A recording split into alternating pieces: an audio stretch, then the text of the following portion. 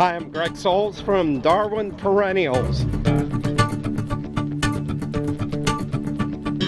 I've been in this industry 42 years, and I've been in perennials probably the last 2/3 of that career. Behind me, you see a lot of new perennials, okay? And what I want you to see on this bench more than anything is the diversity of color. Being an old guy, all right, we used to do perennials a certain way. Used to be in the old days, we used to plant all the perennials in the fall, and we used to hope that we would sell them in the early spring. And if we didn't sell them in the early spring, we cut them back and tried to sell them in the summer. And if we didn't sell them in the summer, we cut them back again and tried to sell them in the fall. By the time these perennials got the fall of the next year, they were tired, they were hacked back, and they didn't look anything like they did when they first came out in the spring. So what has happened? About the year 2000, we started breeding perennials heavily. As a result, new perennial breeding allows you to do new things. It's like Salvia Rose Marvel right here is new breeding out of Darwin over the last 2 to 3 years. We can have Salvia Rose Marvel in color almost any week of the retail year.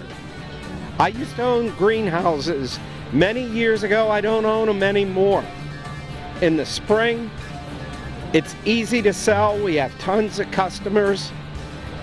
In July, we used to be basically closed and tell them to come back in the fall for garden months. Well, I had to pay a mortgage in July, and it would have been real nice to have some income in July. But basically, I was closed. All this new breeding allows us to do different things with it. The end result of that will be consumers.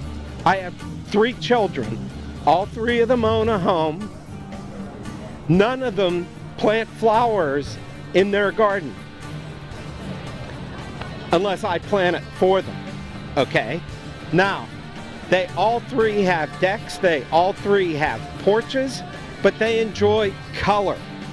The new breeding allows us to take perennial color to my children and the millions of children like them so that they can enjoy color all year long. And let me tell you something, just because we can breed it to have it in color in the summer does not mean it is not hardy. The Salvia Rose Marvel is hardy to zone 4 up in Wisconsin, but guess what? We can flower it in the southern states, Louisiana, Texas, the West Coast, as early as February and March.